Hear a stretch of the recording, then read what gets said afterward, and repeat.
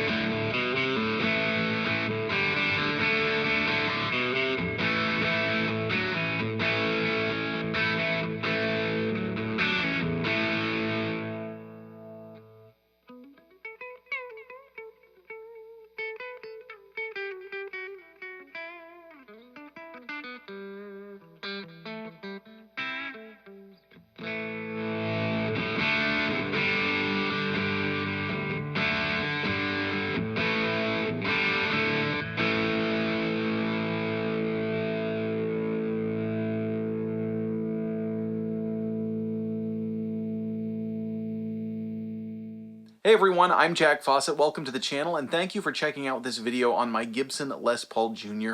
and this upgrade that I've done on it. Now, before we dive in, I want to mention that many of you probably saw my first Les Paul Jr. video back when I got it, where I raved about how much I liked it. And I absolutely stand by that. I would have played this guitar stock for the rest of my life and absolutely loved it.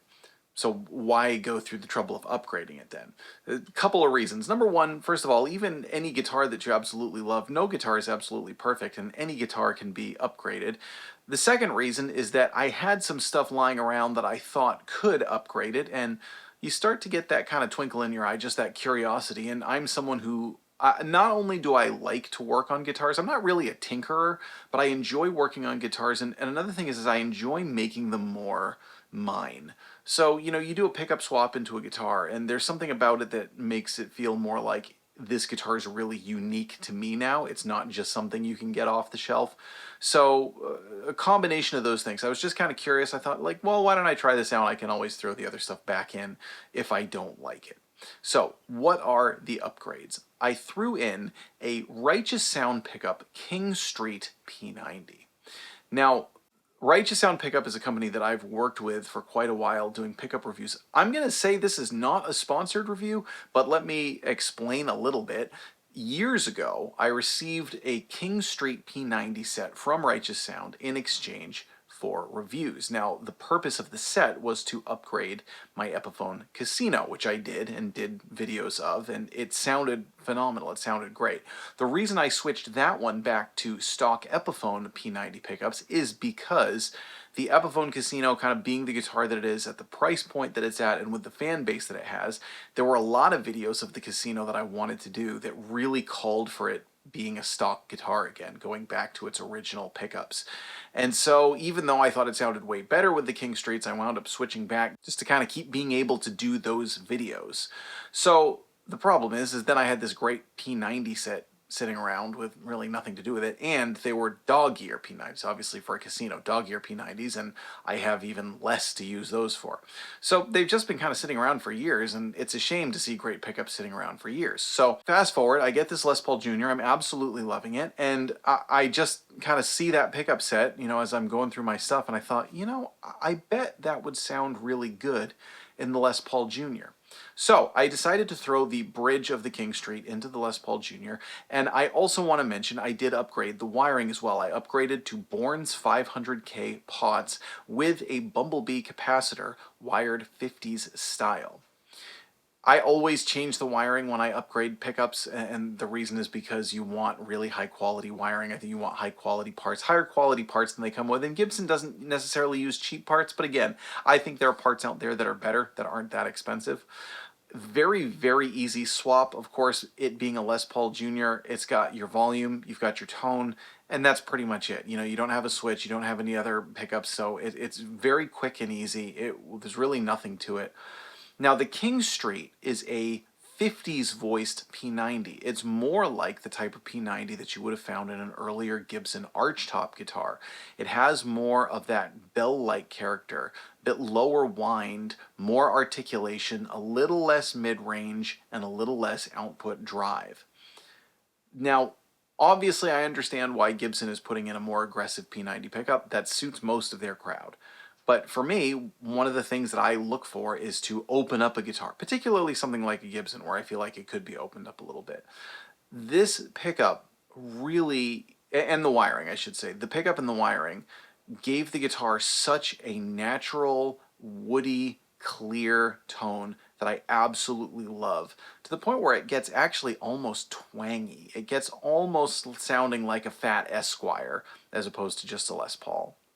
But I think hopefully you'll hear in the video is it, again, just sounds open, natural, woody, and it did take it a little bit away from the kind of like straightforward punchy rock machine that it was, but for me that works. For me that works because it gave me more of an openness, more of a clear tone to play with, and also if you want that punchy rock and roll machine tone back, all you need to do is crank a few knobs a little louder. That's really all you need to do to get that back. So I've generally always favored the vintage style pickups and things because of that. So today I am plugging into my Supro Amulet 12. You just heard it overdriven, and again, it was really, as in all single pickup guitar videos that I do, is really focusing on using the volume and the tone to show how versatile it is and how natural it sounds, and the real, you know, wide range of tones that you can get with it. For the overdriven tones, I was using a Wampler Pantheon. Next, I'm going to play clean with, I am going to boost the signal using a Crazy Tube Circuits Stardust, and it's not really getting to the point where there's any overdrive, but you'll hear a couple of times when I have the guitar wide open, there's just the slightest edge of breakup from that. But again, you just heard overdriven. A lot of players get a Les Paul Jr. and just think go in with heavy chords, but you'll really hear when it's clean just how beautiful and wide open it sounds. So Righteous Sound did not ask me to do this video. They didn't say, hey, we want to see what this sounds like. I just looked at it, and you know, this was a pickup set that I got from a sponsored review, but it was just something I looked at and said, I really want to try this, and it sounded so good I wanted to share the video with all of you. So I would not consider this a sponsored review, but I wanted to be upfront about the whole story so that you can take that for what it's worth. I know Josh from Righteous Sound Pickups. He's a great guy. We chat a lot. Honestly, we chat more about our kids than we do about guitar gear. So I want to share with you all gear that I have found that I love. I also want to help support his business. I'll be very upfront about that. He's making great pickups. They're really not that expensive at all for what they are, and I would love to help spread the word about that. So please let us know what you think in the comments. If you are interested in this pickup, I am going to link to the Righteous Sound Pickups webpage. If you're interested in any of the other parts that I'm using, particularly the Bourne's pots, I'm going to link to those where you can buy them on Amazon. It's an affiliate link. If you do any shopping through that link, it helps support my channel at no additional cost to you. Now we're going to play some clean tone. I'm Jack Fossett. Remember to like, share, and subscribe, and I hope you enjoy the rest of the video.